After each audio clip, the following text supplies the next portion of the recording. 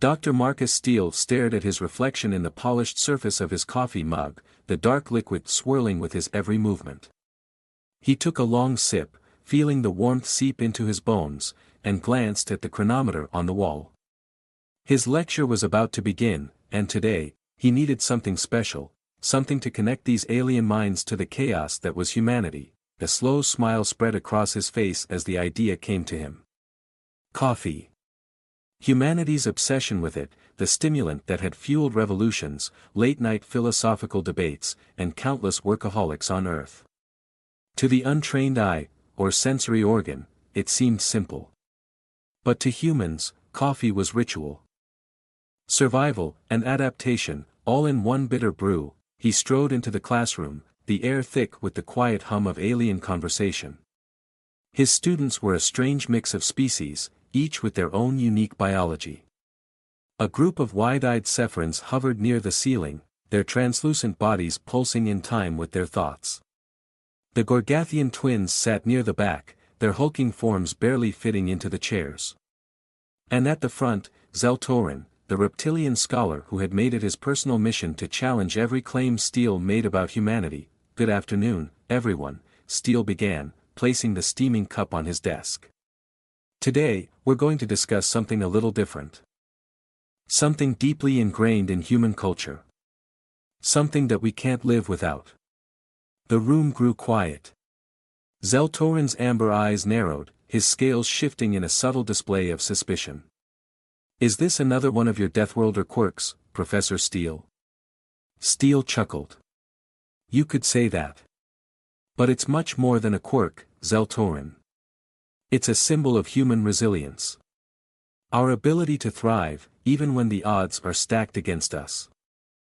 With a flourish, Steele lifted his cup, the aroma of freshly brewed coffee wafting through the room. A few students twitched their sensory organs, curious. Others recoiled slightly, as if the scent carried danger. To some species, the pungent bitterness of coffee was an affront to their senses. But that was precisely the point. "This," Steele said, holding the cup aloft, "is coffee.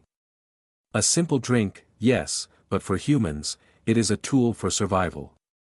On a world as dangerous as Earth, sometimes you need a little something extra to keep going." Dr. Steele's hands moved with deliberate precision as he prepared the coffee.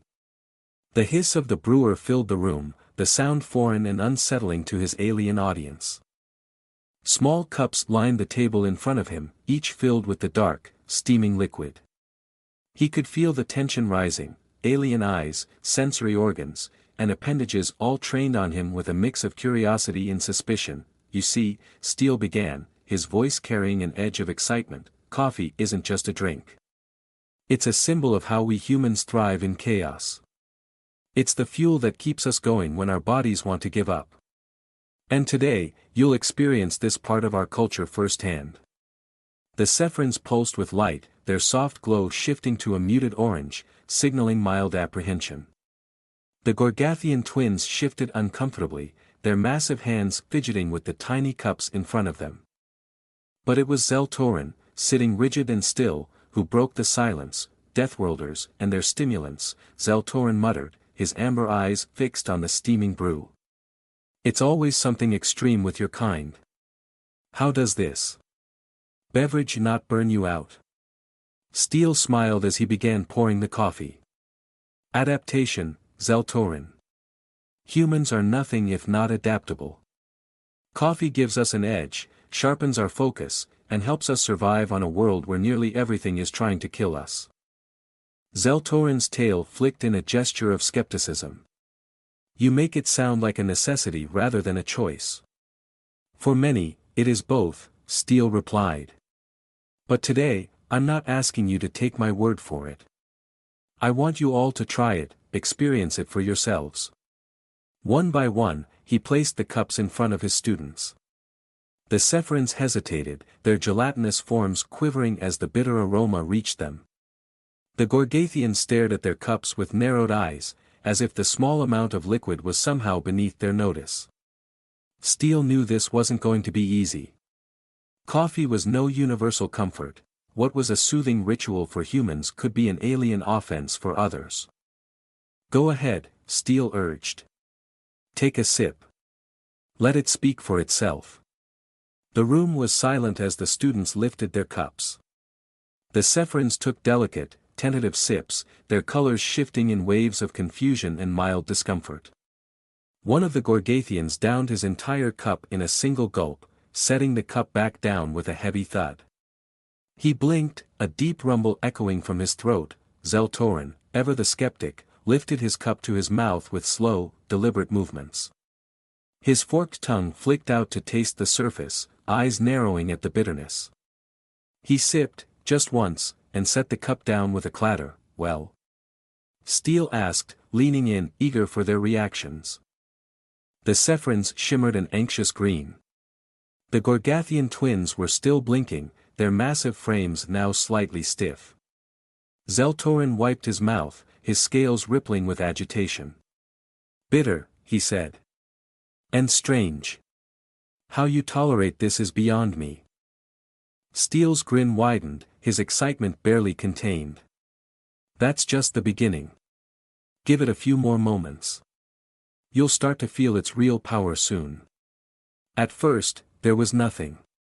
Just the quiet, watchful tension that filled the room as Steele's alien students sipped their coffee, each expecting something immediate, something dramatic. But it didn't happen, not right away. Zeltorin sat stiff, his reptilian eyes narrowed into slits, still tasting the bitterness of the brew on his tongue. Across from him, the Sephrons blinked in unison, their gelatinous bodies flickering between colors, trying to process what, exactly, they had just consumed. The Gorgathian twins sat like statues. Their massive chests rising and falling in slow, measured breaths. Steele watched them all with a knowing smile. The silence before the storm. They didn't understand yet, but they would. How are we feeling? Steele asked, clasping his hands together. His own cup of coffee, still half full, sat untouched on the table behind him. One of the Sephrons hummed softly, its translucent body shifting from a pale yellow to a soft lavender. There is a warmth, it said, its voice trembling. An energy rising within us.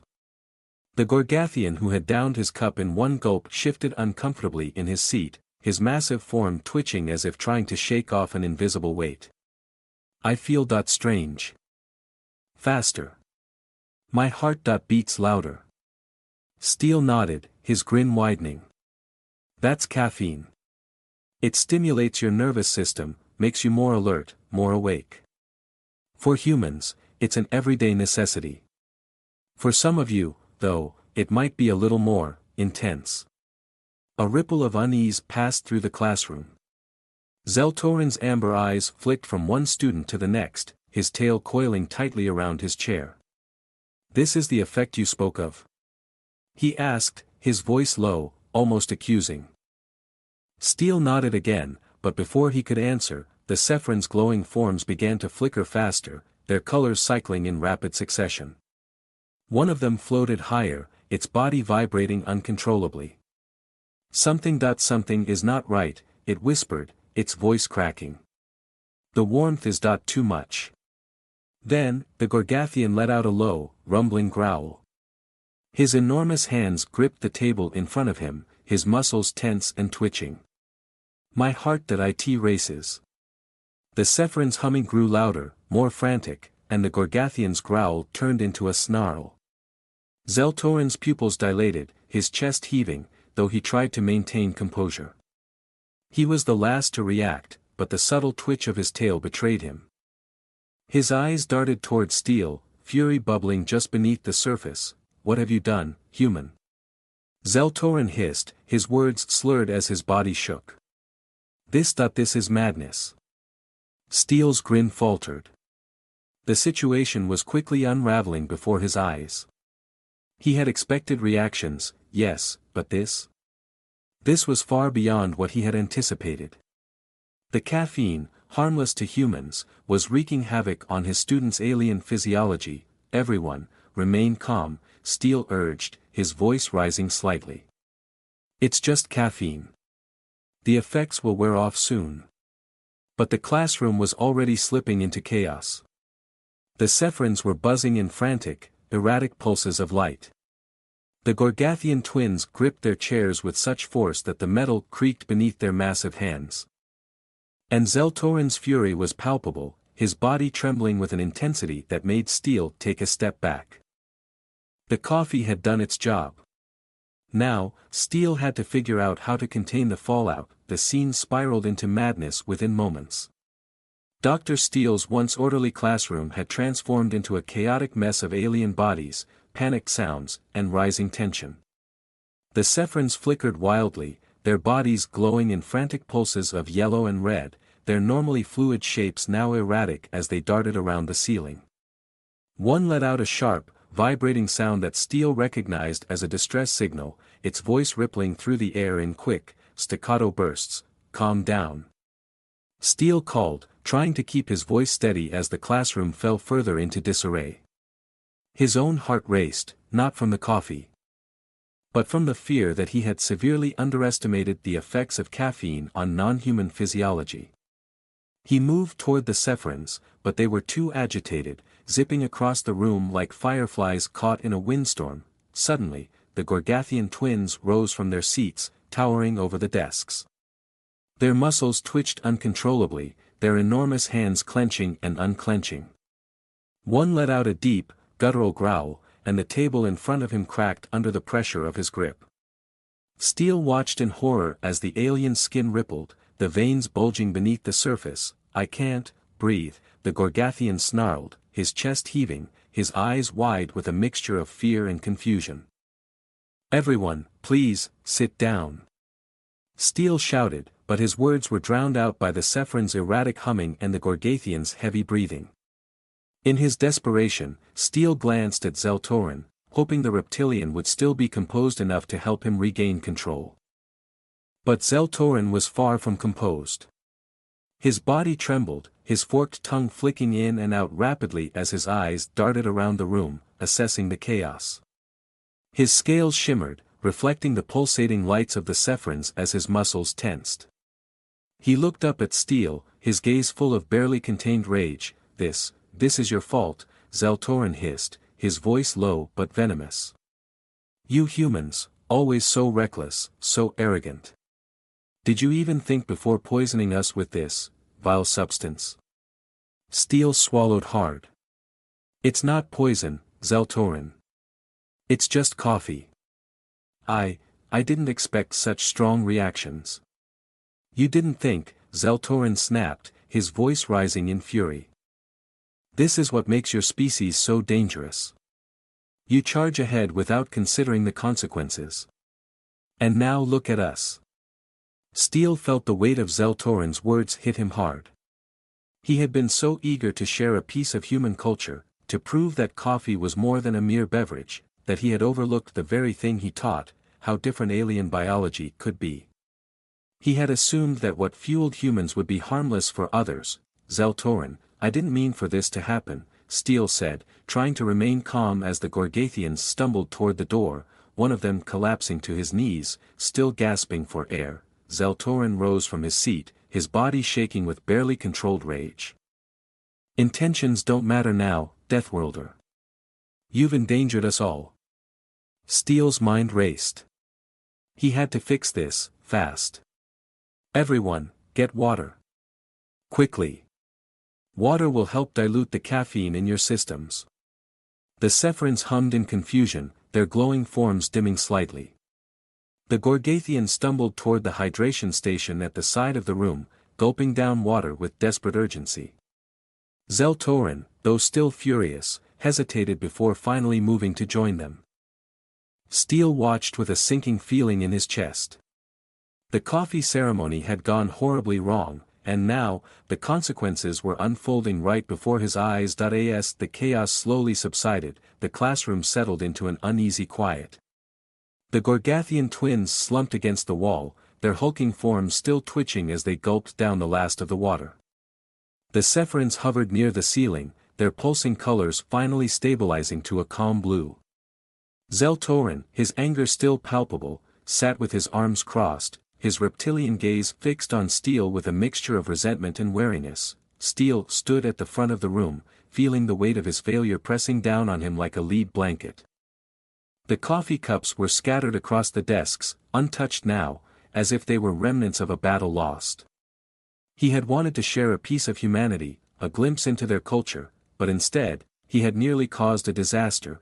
Zeltorin broke the silence first, his voice sharp and filled with accusation. "Are you satisfied, Deathworlder?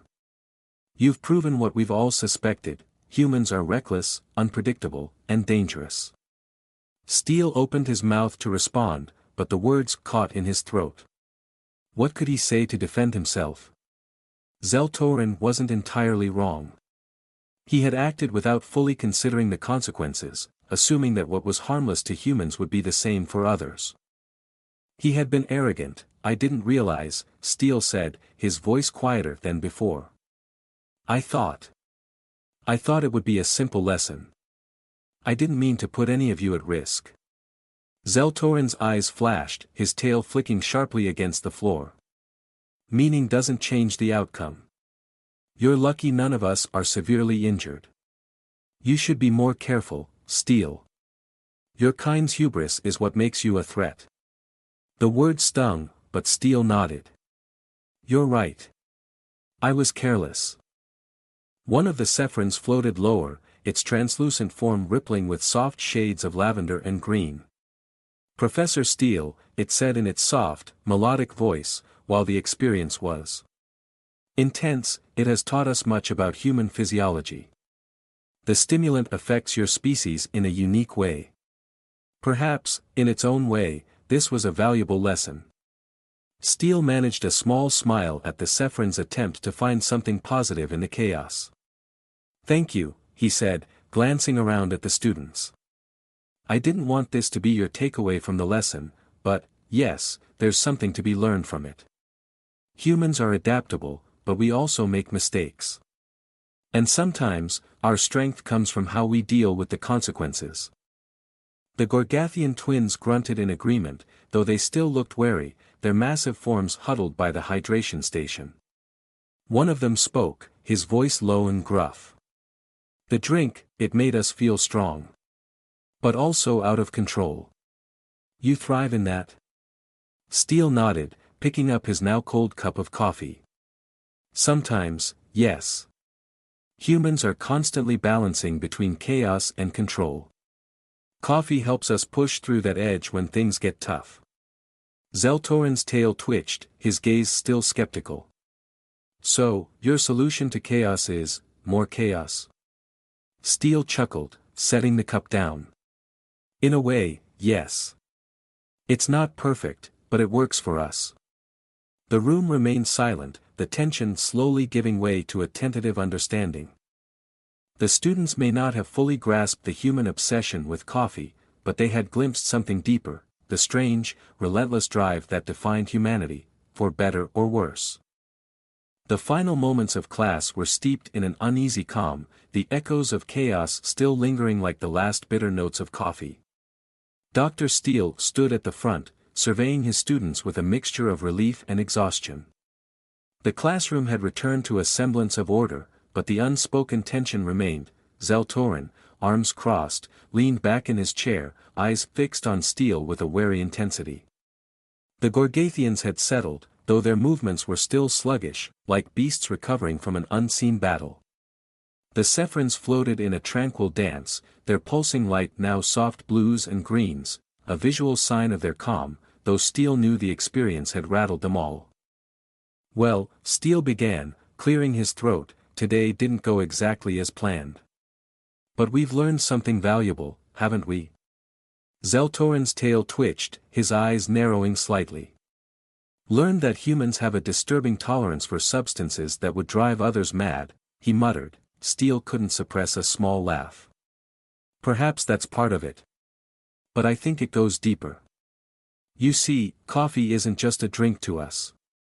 It's a symbol of how we survive. We embrace chaos, even when it's uncomfortable. We've learned to navigate a world that's constantly trying to destroy us. This," he said, lifting the cup again, "is just one of the tools we use to push through." The Sephrons hummed in unison. One of them floating down closer to Steele. It is fascinating, Professor Steele. While the stimulant was overwhelming, it provided a unique insight into your species' resilience.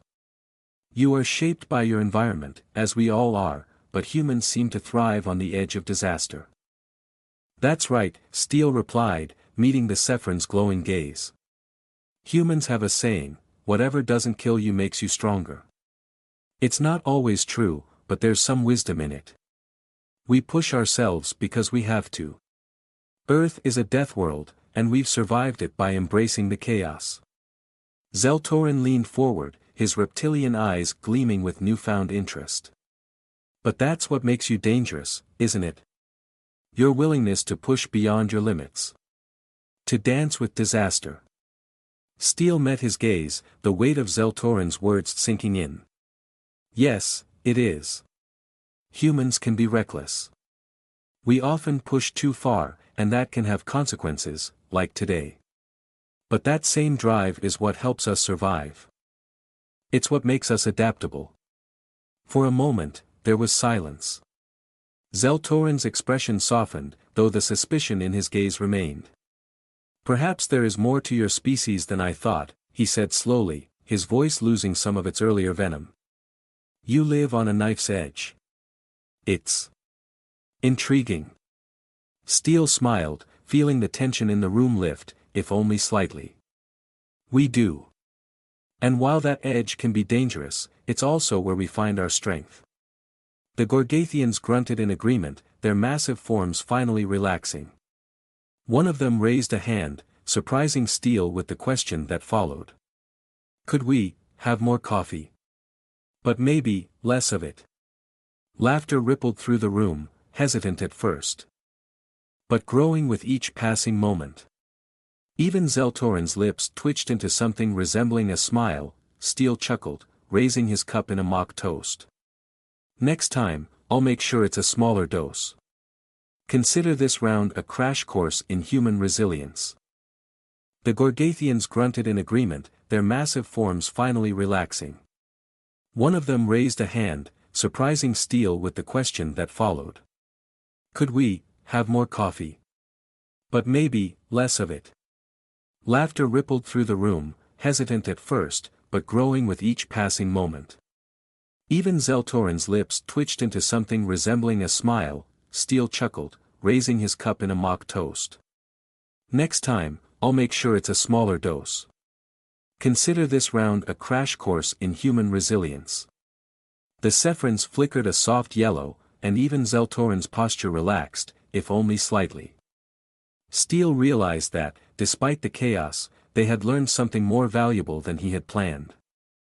They had glimpsed the raw, unpredictable nature of humanity, and perhaps, in some small way, begun to understand it. As the students filed out of the classroom, Steele lingered at his desk, finishing the last cold sip of his coffee. Chaos and control, humans lived on that edge, and maybe, just maybe, these alien students had come to respect that, for better or worse, it was who they were.